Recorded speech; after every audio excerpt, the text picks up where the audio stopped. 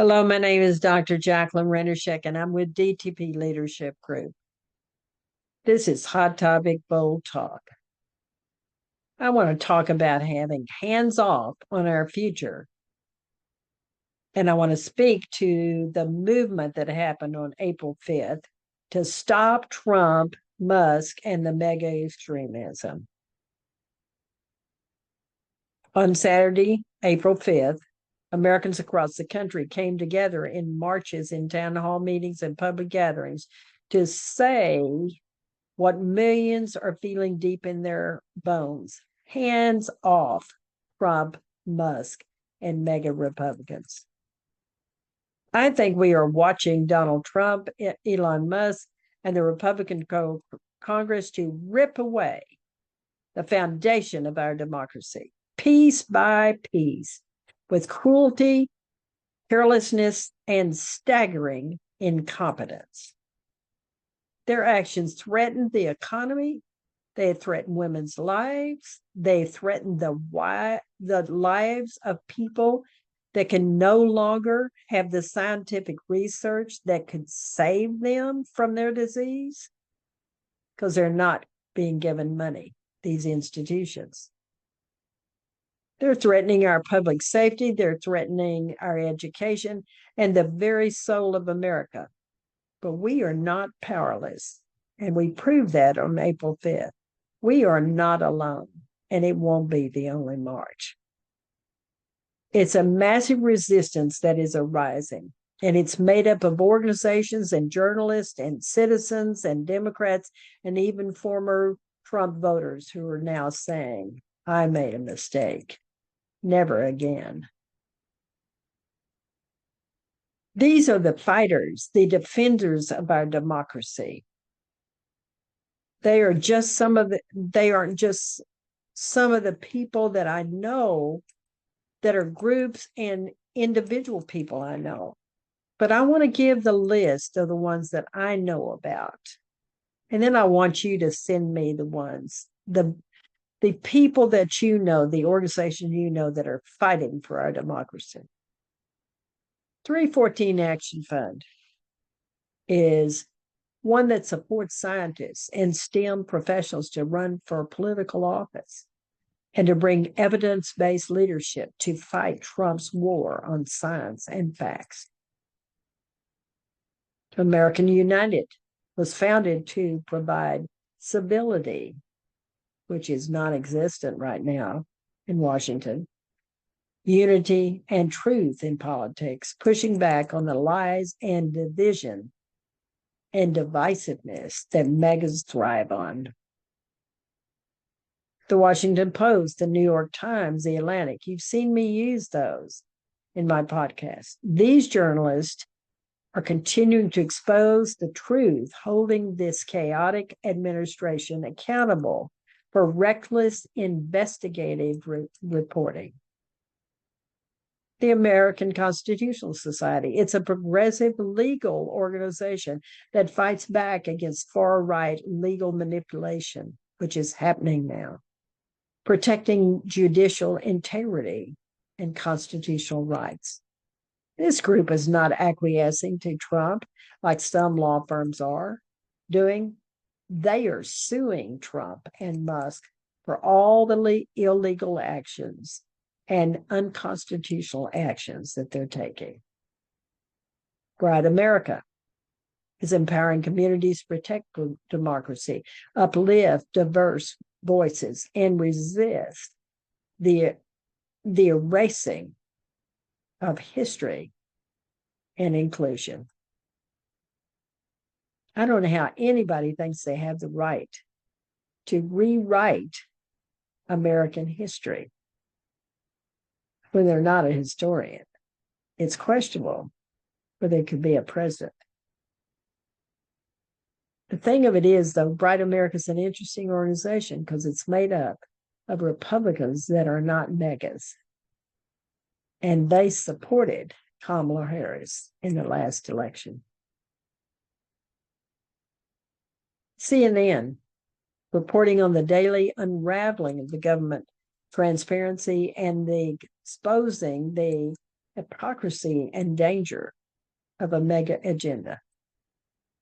The Democratic Redistricting Committee, combating Republican gerrymandering and restoring fair representation to protect our votes.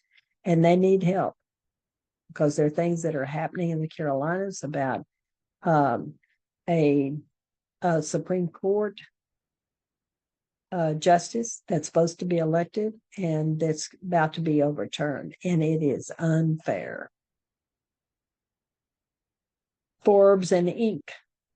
They're business journalism outlets that aren't shying away from showing how Trump's tariffs and economic recklessness are destroying the markets, retirement accounts, and financial security.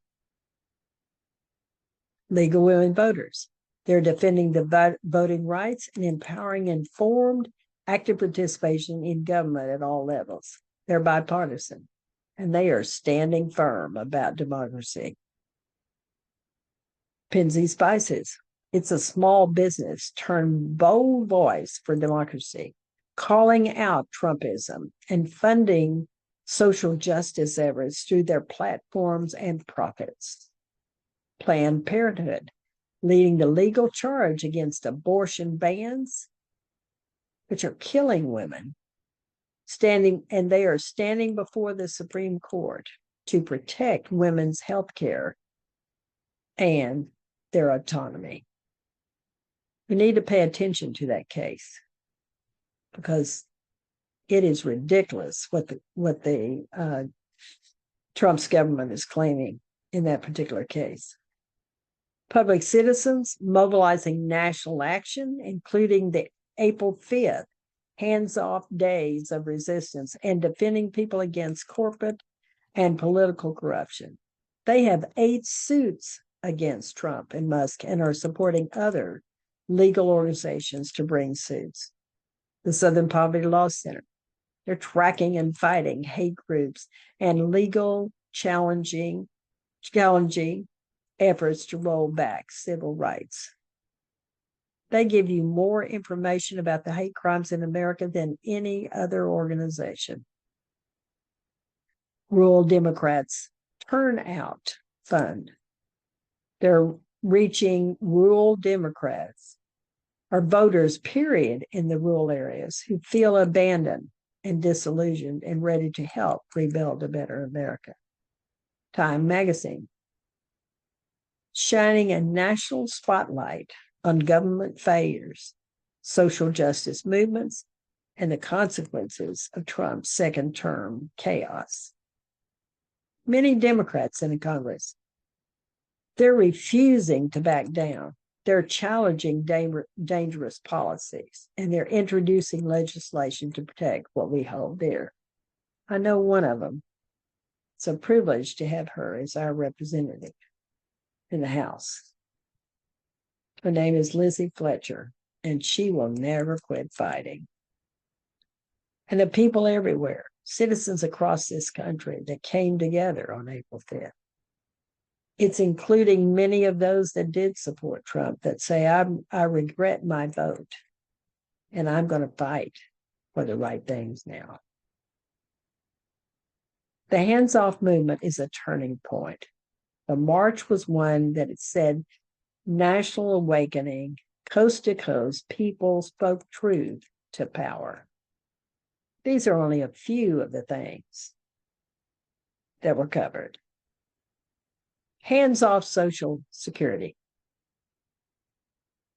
They've just announced again that the Social Security online system is failing because Trump has taken away so many employees and wants to cut more from their IT services. Also, Trump's tariffs are tanking this stock market, and Musk manipulates the finances. So everyone in this country has their retirement accounts threatened. Hands off our bodies is another one that I heard on Saturday. As women die from the anti-abortion laws and states criminalize doctors as well as women who've had abortions, We are demanding that there be a bodily autonomy which rings loud in people's minds to stop punishing women by not allowing them to have abortions. Hands off DEI. As universities are bullied into abandoning inclusion programs, Americans need to fight back to protect our diversity, to protect the truth that comes out of considering inclusion and equity. Hands off LGBTQ communities, as Trump and Musk amplify hatred and exhibit transphobia. Millions are going to stand up for the love, dignity, and equal rights that need to come to this community. Hands off science, as scientific studies go unfunded, censored, or erased. The fight needs to continue because I live in Houston, Texas. We have MD Anderson, which is one of the finest hospitals that treats cancer patients from all over the world. They're being threatened. And there are people that are asking, can I please have the research study because it's the only thing that's keeping me alive? Hands off our federal agencies. As critical agencies are dismantled, FEMA is left under-resourced, and we're all more vulnerable to disaster. Hands off our neighbors. As undocumented Americans who contribute and pay taxes are deported without cause. This is cruel and unbearable. Now, I know this is a limited list, but it's the one that I can put together at this moment. If you want to add to it what we need to have hands off for, I'll be glad to hear from you. This is not governance, it's sabotage. And the Atlantic said it best. Trump has learned nothing since his first term, and there's no master plan that's coming to save us. The administration accidentally sent war plans to journalists. It deports legal residents. It fires the very people it needs and confuses import prices with retail in their tariff formulas. They don't know what they're doing, but they do know one thing: chaos and fear serves their power. Let's look, because I think Americans are finally seeing through the smoke that they put before us. Now, I'm going to say to the Americans who regret voting for Trump, it's not too late. This is a country. This is your country too. If you once believed the lies, if you thought he was going to help your family, if you now see the damage, it's time to rise up with us. You're not alone in your regret, but now's the time to turn it into action. This is a moment we have to decide who we are. America's not a playground for billionaires. It's not a tool for white nationalists. It's not acceptable to see blatant misogyny and authoritarianism happening. America's ours. It is we, the people. It is we that will build on our diversity, on protests, on resistance, on bold ideas, and on promises that we will do better every day. So let us rise, not in fear, but in fierce, unapologetic unity. Let us link arms, raise our voices, and protest what is ours: our rights, our bodies, our neighbors, and our future. We are not backing down. Not now, not ever.